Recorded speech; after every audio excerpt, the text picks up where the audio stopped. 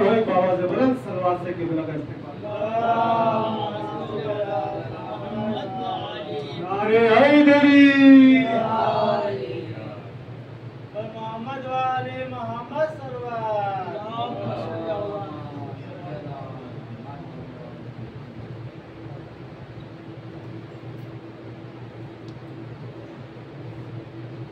बिस्मिल्लाहिर्रहमानिर्रहीम। आपने आपसे गुजारिश है कि सूरह 3 मरतबा सूरह तौहीद तिलावत फरमाकर कुल मरहूमीन व मरहूमात की अरवाह के साथ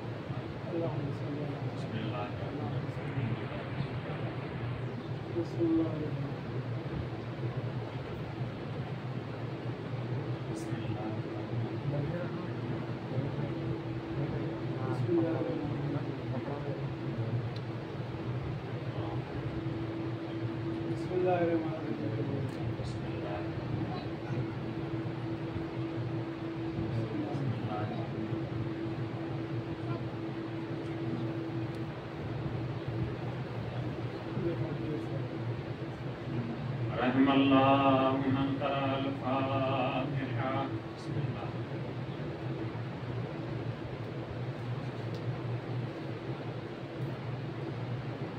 बिस्मिल्लाह।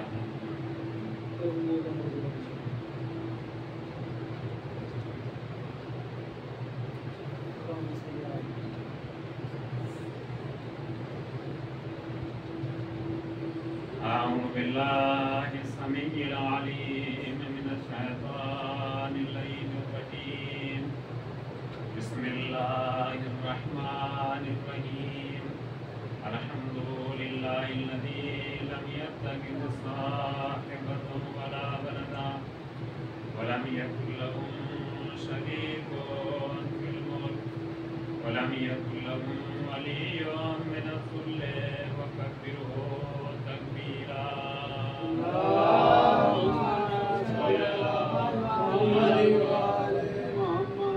अस्सलातु वस्सलामु वत्तहिय्यतु वल इकराम अला सय्यदिना व मौलाना बिल क़ासिम मुहम्मद। अल्लाहुम्मा सल्लि अला मुहम्मद व आलि तय्यबीन ताहिरीन अल-मासूमीन अल-मज़लूमीन अल्लज़ीना अज़हबल्लाहु अन्हुम ar-rijsa व तahharahum तत्हीरा।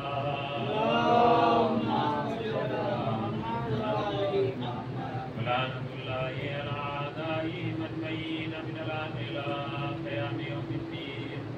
अम्मा बअदु फ़क़द क़ाल अल्लाहुल हकीम फ़ी किताबिहिल करीम व हुवा अज़्ज़क़ुस सादिक़ीन व क़ौलुहुल हक़। बिस्मिल्लाहिर रहमानिर रहीम। वल फ़ज्र व लयालिन आश्र वश्शफ़इ वल वत्र वल्लैलि इज़ा यसर हल फ़ी ज़ालिका क़समुल लिज़ी हिज्र। या अय्युहन नफ्सुल मुत्मइन्ना इरजिई इला रब्बिकी राज़ियतम मर्ज़िय्या वदख़ुली फ़ी इबादी वदख़ुली जन्नती।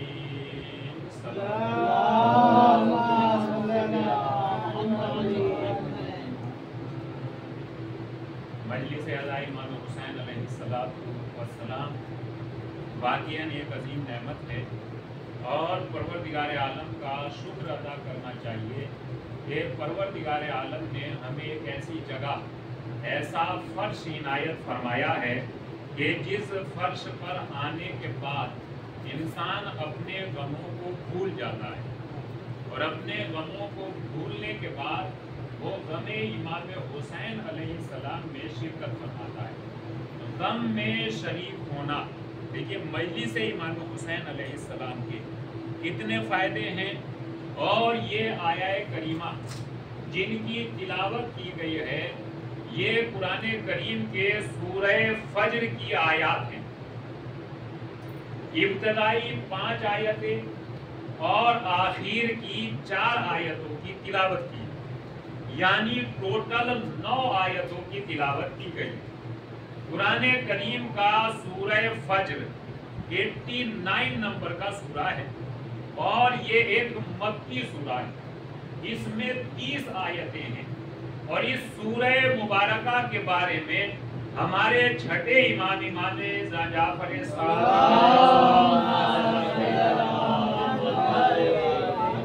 یہ ارشاد فرمایا ہے کہ اس سورہ کا دوسرا نام ہے سورہ امام حسین علیہ السلام. ایک صلوات پڑھ دیجیے گا. اس سورہ کا دوسرا نام کیا ہے؟ سورۃ الحسین یا سورہ والفجر. اور اس سورہ مبارکہ کے بارے میں یہ بات بیان کی گئی ہے من قرأہا فی فرائضکم و نوافلکم. اگر کوئی سورہ مبارکہ کی تلاوت اپنی واجب اور مستحب نمازوں میں پابندی سے انجام دے، اس سورہ کی تلاوت اگر کوئی کرے تو ہمارے امام نے کیا ارشاد فرمایا؟ امام نے یہ ارشاد فرمایا کہ اس سورہ کی برکت سے پروردگار عالم اسے امام حسین علیہ السلام کے اصحاب میں شمار فرمائے گا. ایک صلوات پڑھ لیجیے.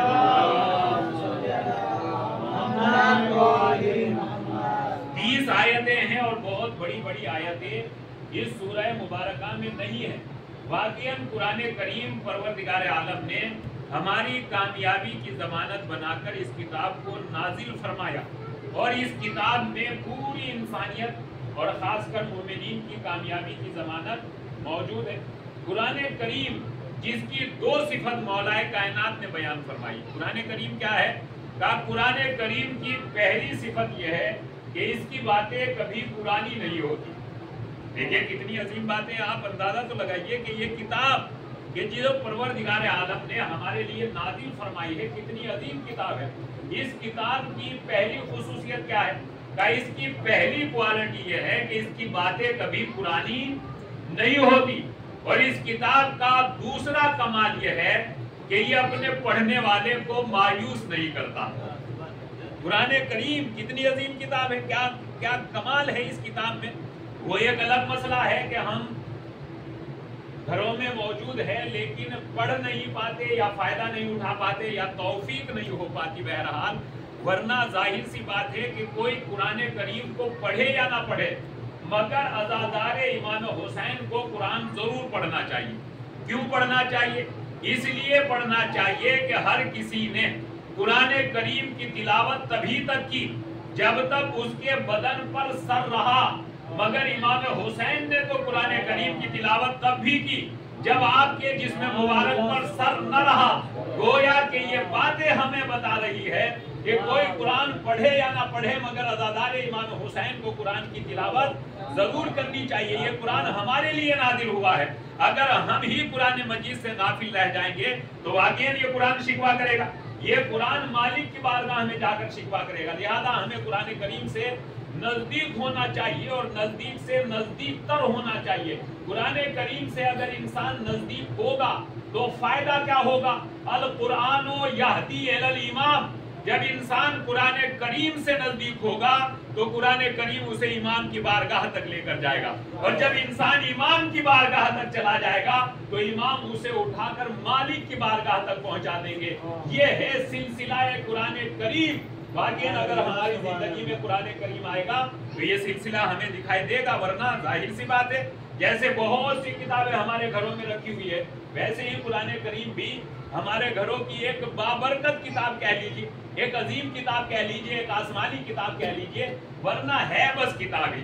اور اس کتاب کے بارے میں خود قرآن مجید یہ اعلان کر رہا ہے کہ یہ ایک کھلی ہوئی کتاب ہے اور ہم نے اس پر احسان یہ کیا کہ اس کھلی ہوئی کتاب کو بند کر کے بالکل پیک کر کے اپنے گھر میں رکھ دیا اور اتنی بلندی پر رکھا کہ ویسے تو وہاں ہاتھ جاتا ہی نہیں، اور اگر کوئی ہاتھ پہنچانا بھی چاہے تو چونکہ وہاں ہاتھ جاتا ہی نہیں تو پھر کسی کو وہاں ہاتھ پہنچانے کی ضرورت رہ بھی نہیں جاتی.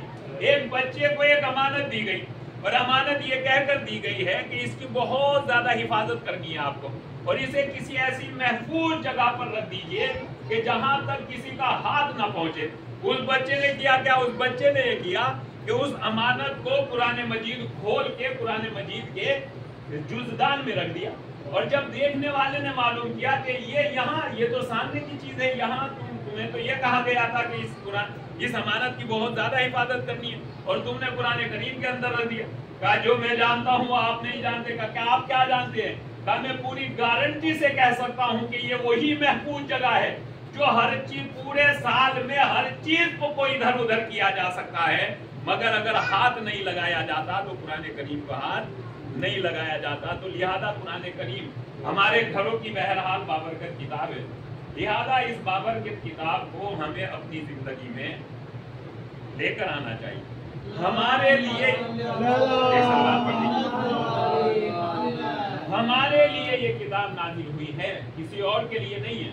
لہذا ہم ہی اس کتاب کو اگر بالکل باندھ کر پیک کر کے بالکل جزدان میں ایسے لپیٹ کر کہ واقعی جیسے ہمیں اس کی ضرورت ہی نہیں ہے، اور ضرورت بھی اگر ہوتی ہے تو آخری وقت میں ضرورت ہوتی ہے. ہمیں اگر قرآن کریم کی ضرورت پڑتی ہے تو آخری وقت میں ضرورت پڑتی ہے کہ جب ہمیں کسی کو بہت جلدی رخصت کرنا ہوتا ہے. کہا پڑھ لیجئے قرآن کریم، پڑھ لیجئے قرآن کریم کے سورہ یاسین کی تلاوت کیجئے. تو یہ اس وقت شاید قرآن کریم ہمارے ہاتھوں میں یا گھروں میں جس کی تلاوت کی جاتی ہے، جبکہ یہی سے یہ اندازہ لگایا جا سکتا ہے کہ جو کتاب الہی ہماری موت کو آسان بنا سکتی ہے وہ ہماری زندگی کو بھی آسان بنا سکتی ہے. لہذا اگر یہ کتاب ہماری زندگی میں آئے، موت یعنی کیا ہے؟ انسان کی زندگی کے آخری لمحات ہی کو تو موت کہتے ہیں، کہ جب انسان اس دنیا میں 50 سالہ 60 سالہ زندگی گزار کر اپنے مالک کی بارگاہ کی طرف جا رہا ہو، تو جو ہمارے انجام کو باکمال یا ہمارے انجام کو آسان بنا سکتی ہے وہ کتاب ہمارے آغاز کو بھی آسان اور کامیاب بنا سکتی ہے. لہذا ہمیں اپنی زندگی میں قرآن کریم کو لے کر آنا چاہیے. واقعی یہ قرآن شکوہ کرے گا، یہ قرآن مالک کی بارگاہ میں فریاد کرے گا. یا کیا قرآن مجید کی وہ آیت ہے کہ خدایا اللہ کے رسول کی بارگاہ میں قرآن شکوہ کرے گا کہ یا حبیب اللہ، اے اللہ کے حبیب، آپ کی امت نے مجھے پسے پشت ڈال دیا، یعنی مجھ سے کوئی زیادہ سروکار نہیں رکھا. لہذا قرآن کریم عظیم کتاب ہے، واقعاً بڑی عظیم کتاب ہے. ایک عالم دین گزرے ہیں اور جو اپنے زمانے کے بہت ہی بڑے عالم تھے، اتنے بڑے عالم کے ان کی بات حرف آخر ہوا کرتی تھی. اگر وہ کسی بات پر کوئی ججمنٹ یا کوئی ڈیسیزن دے دیا کرتے تھے تو ان کے بعد کسی کے بولنے کی ضرورت نہیں رہ جاتی تھی. ان کی بات آخری بات ہوا کرتی تھی اور ان کا فیصلہ آخری فیصلہ ہوتا تھا. وہ یہ بیان کرتے ہیں کہ وہ اپنے فیلڈ اور اپنے سبجیکٹ کے واقع مانے ہوئے ماسٹر تھے، اور ان کا سبجیکٹ تھا فلسفہ، فلسفی، جو پوری یعنی علموں میں یا سبجیکٹس میں جو سب سے ہارڈ سبجیکٹ ہوتا ہے وہ ان کا سبجیکٹ تھا، جن کا نام ہے ملا صدرہ. بہت عظیم عالم دین اور اپنے سبجیکٹ کے واقعی بڑے عظیم ماسٹر. وہ یہ بیان کرتے ہیں کہ میں نے اپنے فیلڈ میں اور اپنے سبجیکٹ میں بڑی محنت کی. ظاہر سی بات ہے انسان کسی بلندی پر پہنچتا ہے تو محنت کر کے ہی پہنچتا ہے. آسانی سے کوئی یوں ہی بلندیوں پر نہیں پہنچ پاتا، اسے محنت ہی کرنی پڑتی ہے. لہذا انہوں نے محنت کی، اور محنت کرنے کے بعد وہ خود اپنے بارے میں یہ بیان کرتے ہیں. کیا بیان کرتے ہیں؟ بسیار خواندم، بہت زیادہ پڑھا، گمان کردم کسی ہستم، اتنا پڑھا کہ خود مجھے بھی یہ لگنے لگا کہ میں کچھ ہوں. کیا محنت کری؟ جب انسان محنت کرتا ہے تو اسے تو لگتا ہے کہ ہاں میں کچھ ہوں. لہذا انہوں نے پڑھا اور اپنے فیلڈ کے وہ ماسٹر بنے. اتنا پڑھا انہوں نے، اتنا پڑھا کہ انسان کو خود لگنے لگا کہ میں آئیے آ گئے. یہاں پر ایک صلوات پڑھ دیجیے محمد.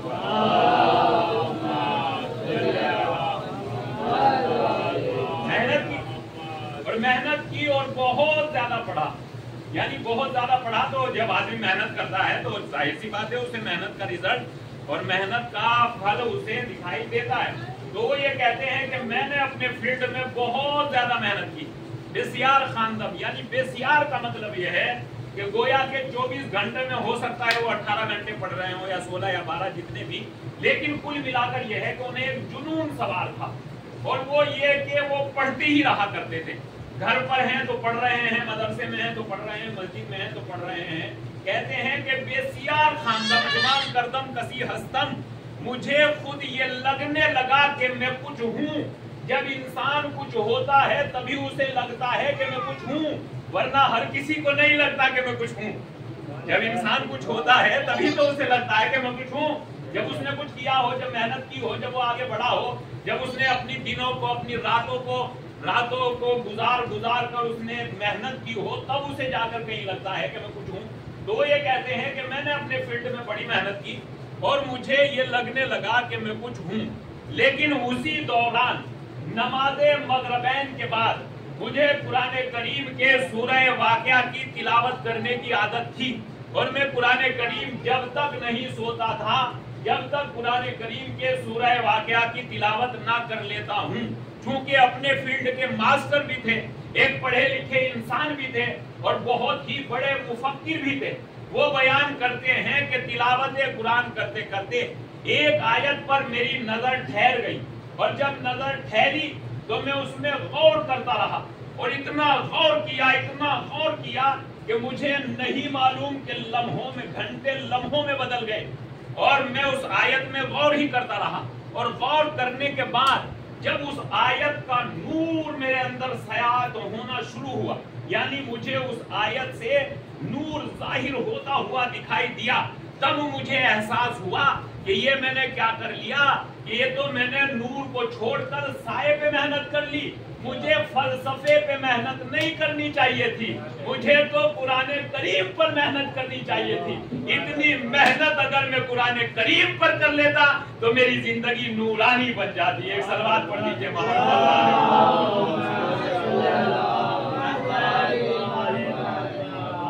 تو قرآن کریم، آپ اندازہ لگائیں کہ قرآن کریم کی صفت کیا ہے. قرآن کریم کی صفت یہ ہے کہ اگر ایک بات بھی ہماری زندگی میں آ جائے، قرآن کریم کی اگر ایک بات ہماری زندگی میں آ جائے تو ہماری زندگی کو کامیاب بنانے کے لیے وہ بات، ایک بات کافی ہے. مگر یہ کہ وہ ایک بات ہماری زندگی میں آنی چاہیے. ایسا نہ ہو کہ ہم سن بھی رہے ہوں اور کچھ کرنے کو بھی تیار نہ ہو، بلکہ ہمیں، اگر ہم مانتے ہیں تو پھر ہمیں دل و جان سے ماننا چاہیے. اللہ کے رسول حضرت محمد مصطفیٰ صلی اللہ علیہ وسلم، سنیے کیا کمال ہے. اگر قرآن کریم کی ایک بات، جو اثر قرآن کریم کی آیات کا ہے وہی اثر معصوم کی باتوں کا ہے، بالکل وہی اثر ہے. اور جو بات میں یہ کہہ رہا ہوں کہ اگر قرآن کریم کی ایک بات ہماری زندگی میں آ جائے تو ہماری زندگی کو کامیاب اور نورانی بنانے کے لیے کافی ہے. جیسے امام حسین علیہ السلام کی ایک بات جناب حر کی سمجھ میں آ گئی، ایک ہی تو بات سمجھ میں آئی تھی، اور اس ایک بات نے جناب حر کو کیا منزل عنایت فرما دی کہ یہ منزل عنایت فرمائی کہ منبر رسول سے جناب حر کا ذکر ہو رہا ہے. امام حسین علیہ السلام کی ایک ہی بات جناب حر کی سمجھ میں آئی تھی، اور اس ایک بات نے کتنا عظمہ، یعنی کتنا عظیم اور کتنا بلند مرتبہ جناب حر کا ہو گیا، آپ اندازہ لگائیے. تو قرآن کریم واقعی عظیم کتاب ہے، اور اس میں کوئی دو رائے نہیں ہے کہ ہمارے دونوں جہان کو کامیاب بنانے والی یہی آسمانی کتاب ہے. دونوں جہان کو، ہماری دنیا کو بھی آسان بنائے گی اور ہمیں آخرت میں نجات بھی یہی کتاب دلوائے گی اگر ہماری زندگی میں آ جائے. اللہ کے رسول کی بارگاہ میں ایک شخص آیا اور آنے کے بعد اس نے یہ کہا، یا رسول اللہ علمنی القرآن، اے اللہ کے حبیب آپ مجھے قرآن کریم کی تعلیم دی. اللہ کے رسول نے اس کی یہ ریکویسٹ، یہ درخواست سنی، اور سننے کے بعد اپنے ایک صحابی کو حکم دیا کہ انہیں قرآن کریم پڑھانا شروع کیجیے. انہوں نے اللہ کے رسول کا یہ حکم پا کر اس آنے والے کو قرآن کریم پڑھایا. آنے والا بھی عرب تھا، پڑھنا نہیں جانتا تھا، مگر چونکہ اس کی زبان عربی تھی تو سمجھ تو سکتا تھا کہ کیا کہا جا رہا ہے اور بول بھی لیتا تھا. لہذا قرآن کریم کی جب انہیں تلاوت کرنا شروع کرائی گئی تو الف با پا سے نہیں کرائی گئی، بلکہ بالکل بسم اللہ کر کے قرآن مجید کے سوروں کی تلاوت کرانا شروع کرا دی گئی. اور جب قرآن کریم کے سورہ مبارکہ کی تلاوت کرانا شروع کی تو تلاوت کے درمیان میں پڑھتے پڑھتے ایک آیت یہ آ پہنچی، من یعمل मिस्काल दर्रतिन खैरन यरा वमन यामल मिस्काल दर्रतिन शर्रन यरा। जो जर्रा बराबर भी नेकी करेगा, अच्छाई करेगा, वो उसे देखेगा, और जो जर्रा बराबर भी बुराई करेगा वो भी उसे देखेगा। ये आयत उसने पढ़ी और पढ़ने के बाद पढ़ाने वाले से मालूम किया कि ये कुरान है, तो इन्होंने जवाब दिया कि हाँ ये कुरान है। का बस ये कहकर वो चला गया, और जाने के बाद कुछ दिनों के बाद अल्लाह के रसूल ने जब मालूम किया कि उनका क्या हुआ, जो कुरान मजीद पढ़ने के लिए आए थे, उन्होंने उन सहाबी ने पूरी दास्तान बयान फरमाई। या रसूल अल्लाह, मैं उन्हें कुरान करीम पढ़ा रहा था, ये आयत दरमियान में आई, फमन यामल मिस्काल दर्रतिन खैरन यरा वमन यामल मिस्काल दर्रतिन शर्रन यरा। उन्होंने मालूम किया कि ये कुरान है, मैंने जवाब दिया हाँ कुरान है। का फिर का वो ये कहकर चला गया कि बस इतना ही काफी है। जैसे अल्लाह के रसूल ने ये सुना तो आपने ये इरशाद फरमाया, फरजा आलिमन व फकीहन, वो जाहिल आया था मगर आलिम बनकर पढ़ता है। एक सलवात पढ़ दीजिए मोहम्मद व आले मोहम्मद।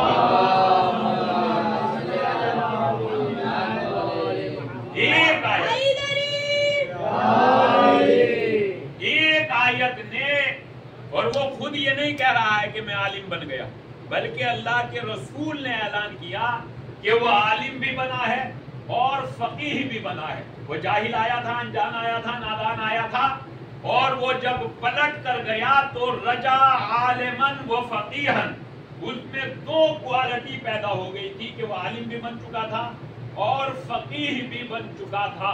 लिहाजा कुरान करीम वाकई हमारी जिंदगी की और हमारी दोनों जहान की अजीम किताब है। जब तक हम कुरान करीम के नजदीक नहीं आएंगे तब तक ना दीन इलाही की सही मार्फत हो पाएगी और ना वक्त के इमाम की सही मार्फत हो पाएगी। वक्त के इमाम की सही मार्फत हासिल करने के लिए जरूरी है कि हम कुरान मजीद के नजदीक आए। दीन इलाही को सही सही समझने के लिए जरूरी है कि हम कुरान करीम के नजदीक आए। तमाम सूरह मुबारका की तरह ये सूरह मुबारक, ये जिस सूरह मुबारका का नाम है सूरह वल फज्र, 89 नंबर का सूरा है।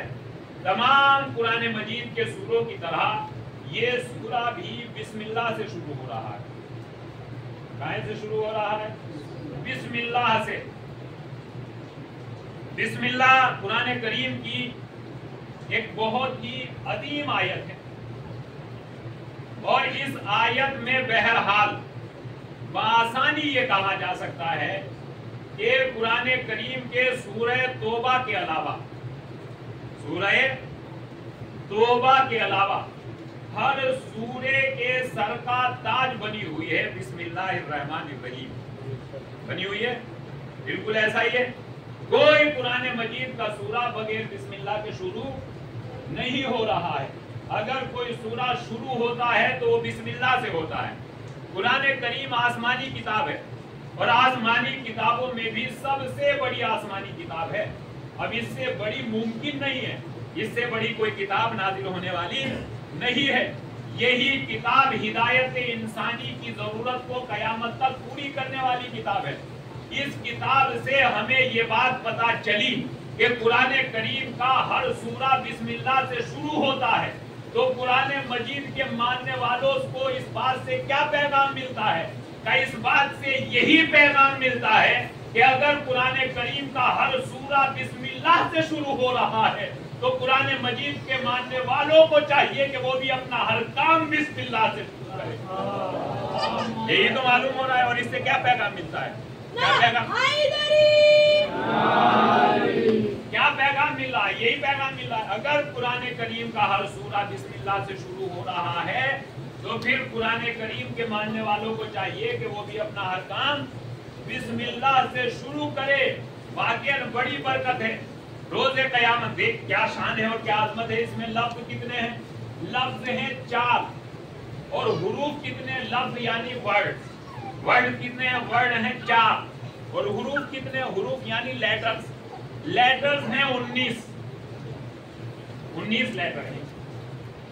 बिस्मिल्लाह में 19 लेटर है।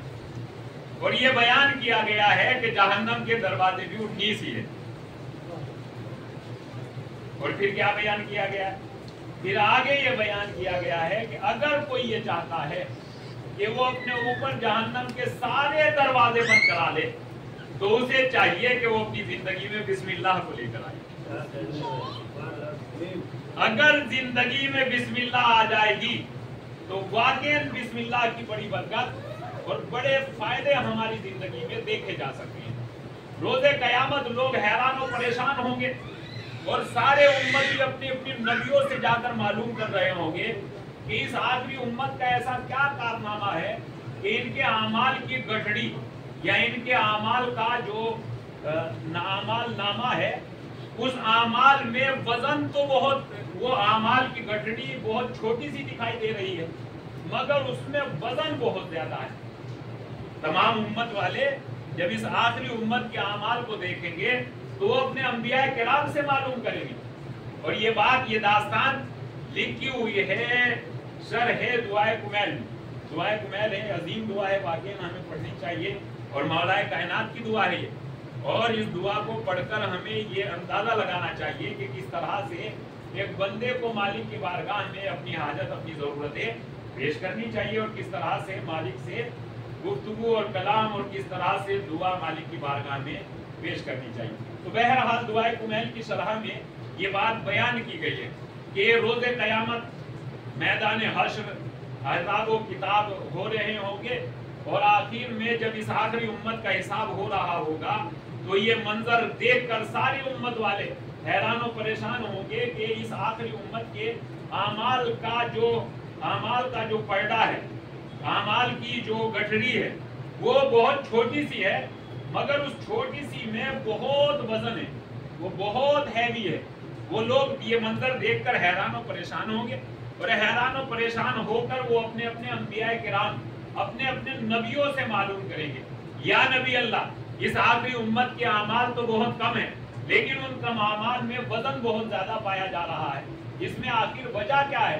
तो इनके उन तमाम उम्मत के अंबिया किराम उन्हें जवाब देंगे का नहीं, हैरानी और परेशानी की कोई बात नहीं है। का या नबी अल्लाह, आखिर वजह क्या है कि आमाल कम, वजन बहुत ज्यादा?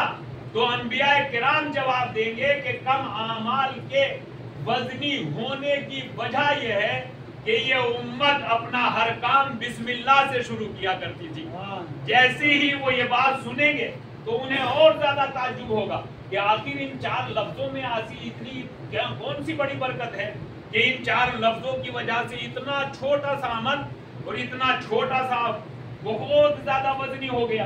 तो फिर उनके अंबिया किराम जवाब देंगे का बिस्मिल्लाह की बरकत और बिस्मिल्लाह के फायदे पर हैरानी और परेशानी होने की बात नहीं है, बल्कि इसकी बरकत और इसका वजन इतना ज्यादा है कि अगर तमाम जिन्नो इंस के आमाल तराजू के एक पैडे में रख दिए जाए और बिस्मिल्लाहिर्रहमानिर्रहीम लिखकर तराजू के दूसरे पैडे में रख दिए जाए तो तमाम जिन्नो इंस के आमाल हल्के रह जाएंगे, बिस्मिल्लाह का वजन भारी हो जाएगा। एक सलवात पढ़ दीजिए मोहम्मद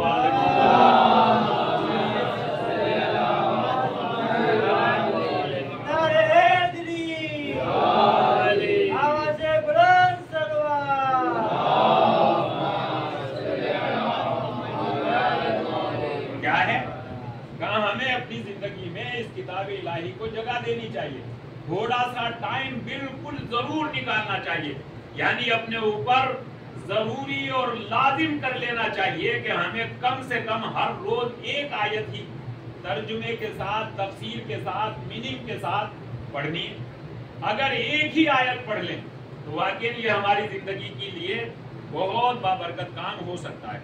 जनाब ईसा एक जगह से गुजर रहे हैं और आपके साथ आपके कुछ हवाली भी हैं। ये दास्तान लिखी हुई है अमालुल वाइजीन में। हो सकता है कि कोई एतराज हो, मगर एतराज की कोई जगह है नहीं। जनाब ईसा अपने हवारियों के साथ एक जगह से गुजर रहे हैं और उनका गुजर एक कब्रिस्तान से हुआ, और जब कब्रिस्तान से गुजर हुआ तो जनाब ईसा ने अपने साथियों को ये हुक्म दिया कि यहाँ से जल्दी से निकला जाए। उन्होंने नबी का हुक्म सुना और नबी का हुक्म सुनकर वहां से जल्दी से गुजर गए। कुछ दिनों के बाद जब वापस आए तो उसी कब्रिस्तान से वापस आए तो जनाब ईसा ने कहा कि नहीं, अब जल्दी गुजरने की कोई जरूरत नहीं है, آرام سے گزریے. بہرحال پہلے تو حواریوں نے سوال نہیں کیا تھا مگر اب سوال کیا. یا نبی اللہ جب ہم ادھر سے جا رہے تھے تو آپ نے یہ حکم دیا تھا کہ جلدی سے گزر جائیے. اب ہم یہیں سے آ رہے ہیں, آپ اب یہ کہہ رہے ہیں کہ نہیں جلدی کی کوئی ضرورت نہیں, آرام سے گزریے. آخر وجہ کیا ہے؟ تو جناب عیسیٰ نے فرمایا کہ جب ہم جا رہے تھے تو ایک صاحب قبر پر عذاب ہو رہا تھا, لہذا ہم نے حکم دیا کہ یہاں سے جلدی سے گزر جائیے. اور اب ہم آ رہے ہیں تو اس کے قبر کے عذاب کو اٹھا لیا گیا ہے, اب جلدی کی کوئی ضرورت نہیں, آسانی سے گزریے. مگر ان میں یہ اشتیاق پیدا ہوا, یا نبی اللہ اتنی جلدی آخر اس مردے نے کون سا کار خیر انجام دے دیا کہ جس کی وجہ سے اس کا عذاب اٹھا لیا گیا. جناب عیسیٰ نے انہیں بتایا کہ اس کی وجہ یہ ہے کہ یہ اپنے پیچھے ایک کمسن بچہ چھوڑ کر آیا تھا, اور آج اس بچے نے مدرسے میں جا کر بسم اللہ الرحمن الرحیم پڑھنا سیکھا ہے. اور اس بسم اللہ الرحمن الرحیم کی برکت یہ ہوئی ہے کہ خدا اپنے ملائکہ کو جمع کر کے یہ کہتا ہے کہ جس مرحوم کا کمسن اور معصوم بچہ مجھے رحمان اور رحیم کہہ کر یاد کرے, میں اس کے مردہ باپ کو بھلا عذاب میں کیسے چھوڑ سکتا ہوں. ایک صلوات پڑھ دیجئے محمد وعلیہ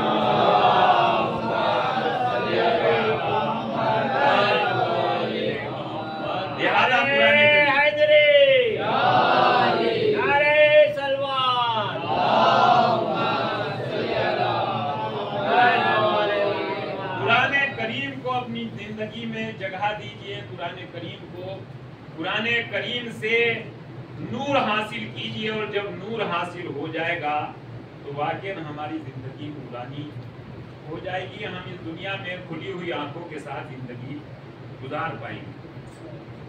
جس امام کا ہم غم مناتے ہیں ان امام کی نگاہوں میں قرآن کریم کی بڑی اثر اور اس کے بہت سے ثبوت اور بہت سی دلائل ہو سکتی ہیں. امام حسین علیہ السلام قرآن کریم کا کتنا احترام کرتے تھے. امام حسین کے لیے قرآن کریم کتنا عظیم تھا. ایک مثال تو یہی ہے کہ آپ کا سر تن سے جدا ہو گیا مگر تلاوت کلام پاک نہیں چھوٹی. آپ کٹے ہوئے سر کے ساتھ بھی قرآن کریم کی تلاوت کرتے. دوسری مثال کیا ہو سکتی ہے, دوسری دلیل کیا ہو سکتی ہے؟ اگر کسی انسان کو یہ معلوم ہو کہ یہ میری زندگی کی آخری رات ہے تو اس آخری رات میں کیا کیا کرنا پسند کرے گا؟ کیا کرے گا وہ؟ کا جو اس کے لیے سب سے اہم کام ہوتا ہو وہی کرے گا. اگر معلوم ہو جائے کہ یہ میری زندگی کی آخری رات ہے تو اس آخری رات میں وہ کیا کرنا پسند کرے گا؟ جو سب سے اہم کام دنیا کا ہو یا آخرت کا ہو مگر ہو سب سے اہم, وہ اپنی زندگی کی آخری رات میں وہی کام کرنا پسند کرے. شب عاشور امام حسین علیہ السلام نے کیا کیا؟ عبادت خدا کی, قرآن کریم کی تلاوت کی, ذکر الہی میں یہ رات بسو. تو کتنا احترام ہے امام حسین کی نگاہوں میں قرآن کریم, اور کتنا احترام ہے امام حسین کی نگاہوں میں جناب زینب سلام اللہ علیہا. واقعاً ان مجالس میں ہمارا ٹاپک عظمت امام حسین اور عظمت جناب زینب سلام اللہ علیہا ہی رہے گا. آپ دیکھیے کیا کارنامہ اور کیا صبر کے پہاڑ ہیں یہ شخصیتیں کہ واقعاً جنہیں تصور کرنا اور جنہیں سوچنا آسان نہیں ہے. امام حسین علیہ السلام نے جو کارنامہ انجام دیا اس کی کوئی اولین و آخرین میں کوئی مثال نہیں ہے. بڑا کارنامہ ہے, عظیم کارنامہ ہے. جناب آدم سے لے کر جناب خاتم تک اور آج تک کوئی مثال اس کارنامے کی نہیں ہے. لیکن اگر تھوڑا سا غور کریں امام حسین علیہ السلام نے جو بھی کارنامہ انجام دیا ہے وہ کارنامہ وہ تھا کہ جو آپ سے پہلے آپ کے بزرگوں نے بھی انجام دیا. بتائیے وہی کارنامہ تھا نا. امام حسین علیہ السلام نے کیا کیا؟ شہادت بارگاہ خداوندی میں پیش کی, اپنی شہادت پیش کی, اپنے گھر والوں کی شہادت پیش کی. یہ کارنامے تو آپ سے پہلے والے اماموں نے بھی انجام دیے. امام حسن علیہ السلام بھی شہید ہوئے, مولا کائنات حضرت علی علیہ السلام بھی شہید ہوئے یا نہیں ہوئے. امام حسین علیہ السلام نے جو کارنامہ انجام دیا واقعاً وہ بڑا کارنامہ ہے اور اس کی کوئی مثال دنیا میں نہیں ہے. لیکن اس طرح کے کارنامے آپ سے پہلے بھی دکھائی دیے. راہ خدا میں دوسری شخصیتیں بھی قربان ہوئی, دوسرے امام بھی شہید ہوئے, لیکن جناب زینب سلام اللہ علیہا نے جو کارنامہ انجام دیا وہ کارنامہ وہ انجام دیا کہ جو اس سے پہلے کسی نے انجام نہیں دیا. بآسانی یہ کہا جا سکتا ہے کہ امام حسین علیہ السلام اگر شہید ہوئے تو یہ تو اماموں کی میراث ہے. امام حسین نے اگر شہادت قبول فرمائی ہے تو یہ تو امام کی میراث ہے. اور جب جناب بلحان نے ہمارے چوتھے امام سے کہا کہ مولا کب تک کریا کیجیے گا, تو کہا کہ پھر آگے بڑھ کے کہا کہ مگر شہادت تو آپ کی میراث ہے. تو امام نے کہا کہ بلحان تم نے انصاف نہیں کیا, شہادت ہماری میراث ہے لیکن ماں بہنوں کا کھلے سب مجمع عام میں جانا یہ بات قابل برداشت نہیں. واقعی جناب زینب سلام اللہ علیہا نے وہ عظیم کارنامہ انجام دیا, وہ عظیم کارنامہ انجام دیا کہ جس سے پہلے اس کی اس طرح کی مثال نہیں ملتی. کربلا آباد کرنا یہ امام حسین کا کمال ہے, کربلا کو گھر گھر تک پہنچانا یہ جناب زینب سلام جناب زینب گھر گھر تک. کوئی تحریک عام طور سے کوئی بھی کام اگر کیا جاتا ہے تو وہ وہاں سے شروع کیا جاتا ہے جہاں مخالفین کم ہو, دشمن کم ہو, تاکہ ہمارا یہ کام کامیاب ہو سکے. جناب زینب نے فرش ازا کی بنیاد کہاں رکھی؟ جہاں پورا ہی گھرانہ دشمنوں کا تھا, مخالفین کا تھا. یہ جناب زینب سلام اللہ علیہ کا کارنامہ ہے, ابراہیم کارنامہ ہے. باقی آپ اندازہ لگائیے کہ فرش ازا امام حسین کہاں قصر یزید کے گھر میں امام حسین کا فرش ازا جناب زینب سلام اللہ کیا عظمت ہے اور کیا شان ہے اور کتنی بڑی قربانی ہے.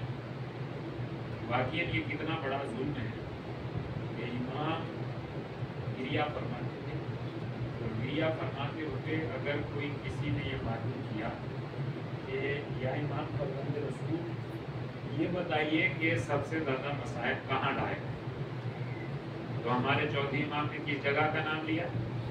شام کا. کیونکہ واقعی یہ مصائب, یہی مصائب سب سے بڑے مصائب تھے کہ جناب زینب جیسی شہزادی کہ جب سن 40 ہجری میں جناب زینب کوفے میں آئی تھی تو دن کے اجالے میں اماری میں تشریف رکھ کر آپ جب کوفے میں تشریف لائی تو مولا کائنات نے کوفے کے حدود پر یہ کہہ کر رکوا دیا کہ ابھی بازار سجا ہوا ہے, لہذا ہم اپنی شہزادیوں کو اس وقت کوفے میں آنے کی اجازت نہیں دے سکتے. سن 40 ہجری کا یہ کوفہ اور سن 61 ہجری کا کوفہ یہ ہے کہ آج جب جناب زینب سلام اللہ علیہا اس کوفے میں جب وارد ہو رہی ہیں تو عالم یہ ہے کہ ایک منادی ندا دے رہا ہے, اے تماشا دیکھنے والوں, یہ نبی کی نواسیاں, یہ علی کی بیٹیاں ہیں. جیسے ہی جناب زینب اور جناب ام کلثوم کے سلسلے میں یہ منادی ندا دے رہا ہے, ایک مرتبہ جناب زینب کا خیال کرتے ہوئے امام حسین علیہ السلام نے قرآن کریم کی تلاوت کرنا شروع کی. اور قرآن کریم کی تلاوت ایک ہی جگہ پر نہیں ہوئی بلکہ متعدد مقامات پر ہوئی, اور اس قرآن کریم کی تلاوت کا ایک مقصد یہ بھی تھا کہ تماشا دیکھنے والے میری طرف متوجہ ہو جائیں, میری بہنوں کے کھلے ہوئے سر اور ان کا تماشا نہ دیکھ پائے. ایک مرتبہ جیسے ہی یہ منظر دکھائی دیا جناب زینب نے ایک دوسرے سر کی طرف دیکھا. کیا دیکھا کہ جناب زینب نے جناب عباس کی طرف دیکھا جس سر کی غیرت یہ تھی کہ یہ سر نو کے نیزہ کی بلندی پر نہیں بلکہ اسے گھوڑے کی گردن میں رکھا گیا تھا. اب جب گھوڑے کی گردن میں جناب زینب نے دیکھا, کیا دیکھا کہ جناب عباس کی آنکھیں بند ہے. جناب زینب نے جناب عباس کو آواز دی, بھیا عباس تماشائیوں کا مجمع ہے, منادی ندا دے رہا ہے. لعنت اللہ علی قوم الظالمین وسيعلم الذين ظلموا أيكم منقلب ينقلبون إنا لله وإنا إليه راجعون. عالم کی نواز محمد و آل محمد کا ہماری اس عزاداری قبول فرما. عالم کی نواز محمد و آل محمد کا عزاداری امام حسین علیہ السلام انجام دینے میں اگر کوئی کمی رہ گئی ہے تو ہماری اس کمی کو معاف فرما. عالم کی نواز محمد و آل محمد کا تمام عزاداری امام حسین علیہ السلام کو اس دنیا میں زیارت کربلا اور آخرت میں شفاعت امام حسین نصیب فرما. عالم کی نواز محمد و آل محمد کا ظالمین کو نیست و نابود کر دے, مظلومین کی مدد فرما. غالب نواز محمد و آل محمد کا ہمارے تمام مرحومین و مرحومات کی مغفرت فرما. انہیں جوار رحمت میں جگہ عنایت فرما, ان کی قبروں کو نور سے منور فرما. غالب نواز محمد و آل محمد کا وقت کے امام کو ان سے راضی و خوشنود فرما. وقت کے امام کے ظہور میں تعجیل فرما. ہمیں ان کے آوان و انصار میں شمار فرما. ربنا تقبل منا انك انت السميع العليم. ماتم حسین. یا حسین.